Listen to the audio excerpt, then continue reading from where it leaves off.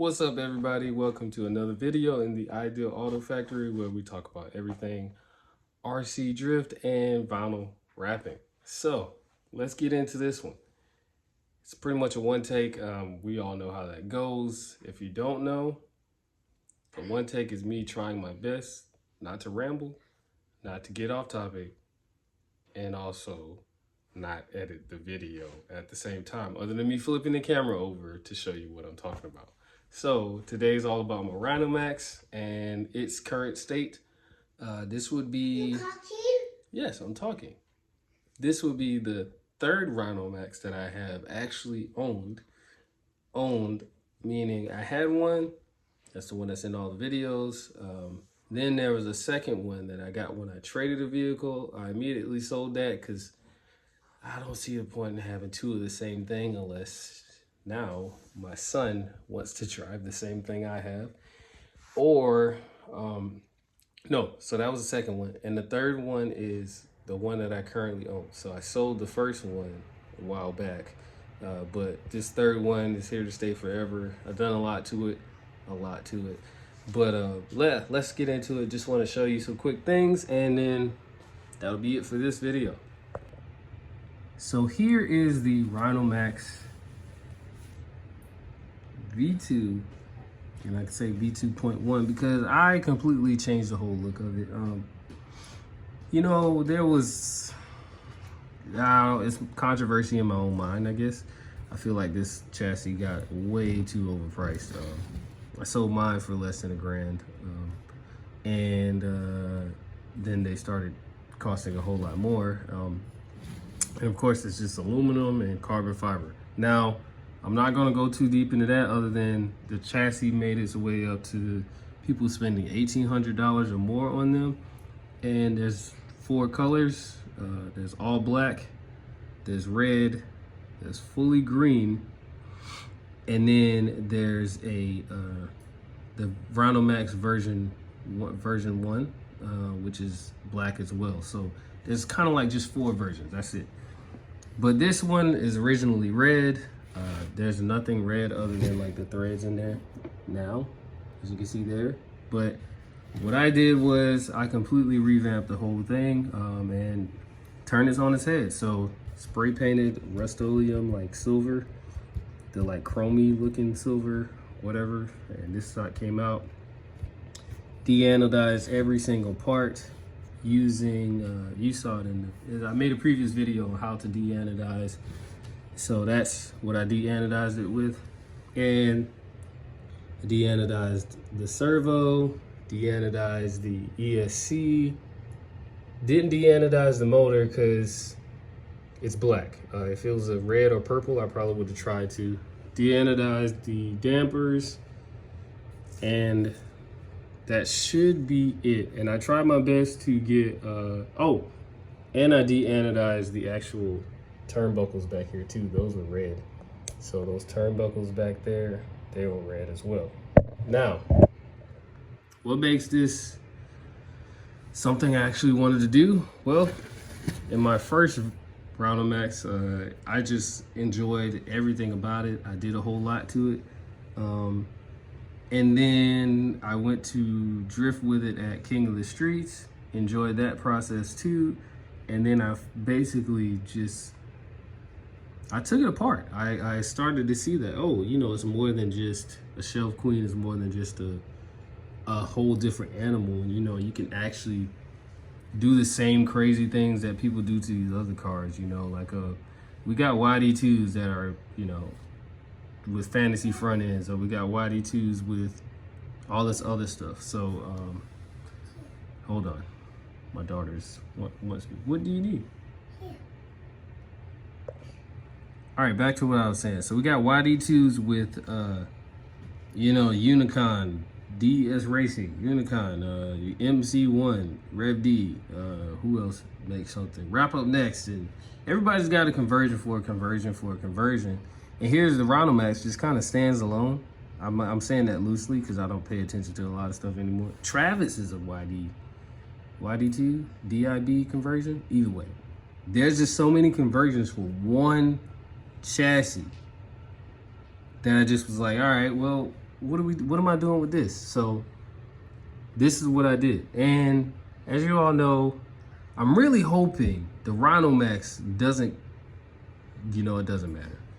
Long story short, what I'm about to say is this right here, the cantilever suspension system has now become a staple of what I do. And then later on, I see it turn into something that someone else produces. And of course, I'm not that guy.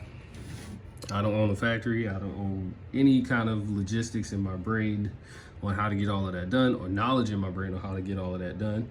So I decided to do a cantilever suspension on the rear. And while doing that, I saw a post, can't remember the guy's name. I'll screenshot it and then put it in this video, but I saw them do a multi-link rear.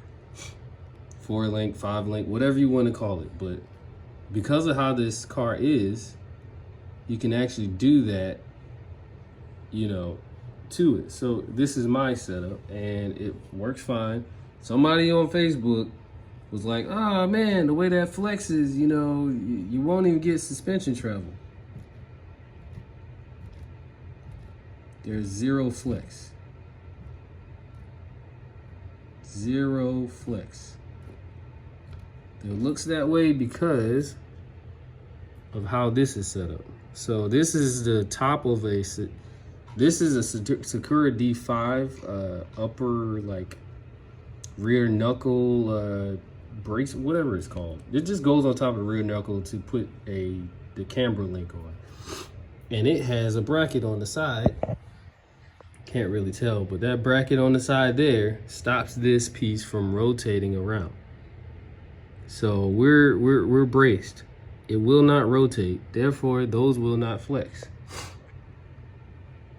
All right, so nothing happens there. It's all there. There's no rocket science. Why did I do it? Again, conversion of a conversion of a conversion. Somebody's out there still rocking the MC1 and they called it Rev D MC1, but you had to buy some kind of Yokomo parts for it. So here I am, kind of doing the same thing. I have a Rhinomax, and now it has Sakura parts, MST parts, but I still call it a Rhinomax. I'm not calling it like ideal something version, whatever.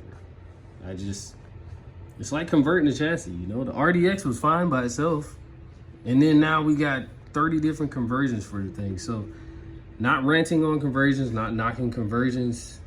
This is what we do in the RC drift world. So here's mine.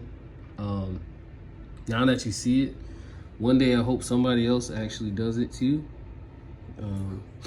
We have the D-like with the Mutilink rear end. And that's kind of cool too. This is just my take on it, and it's very loose too. So that side leans, you see that side's not moving. So it functions fine. Everything is there. The hard part was mounting a body with these mounts because the link's in the way and I can't have that touching. It gets really close, but it doesn't touch. So performance did not drop. I have a lot of camber and toe that I gotta fix, but it definitely moves like a real Mutilink. It rotates kind of you see, can you see that? It goes backwards. It's hard to really describe. I'm not gonna spend too much time on that, but it kind of rolls backwards as you push down. Just slightly, and we get an articulation, the arc. There we go. It's on an arc, so there's that. And then up front, I have the Qutus shocks, the Qutus dampers, the Qutus, whatever you want to call them. But did anybody know that these were nerds? When I say these are nerds, I'm not saying they have the same hype or anything like that. Fully adjustable dampers.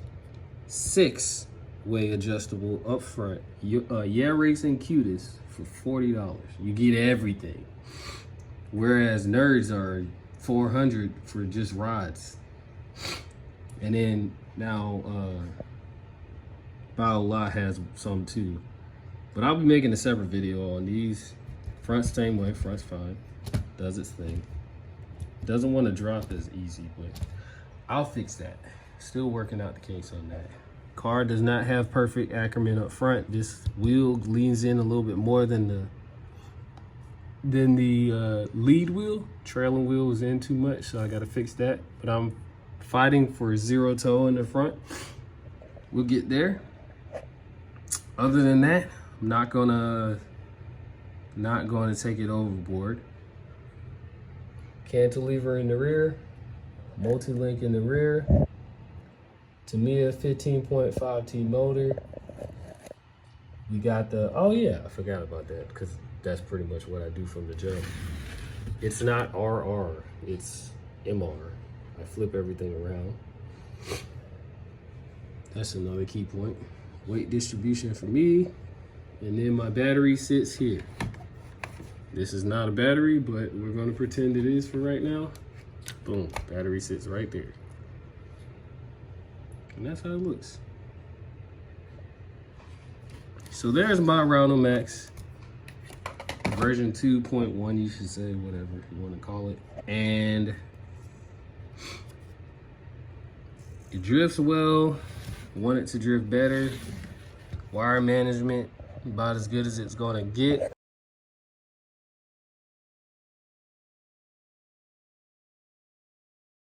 If there's any questions you want to know the answer to, ask them in the comments. I'll be there to answer them. I mean, I've never had my Rhino be that good at suspension. Just the left side going, nothing on the right. I watch same thing on the right, nothing on the left.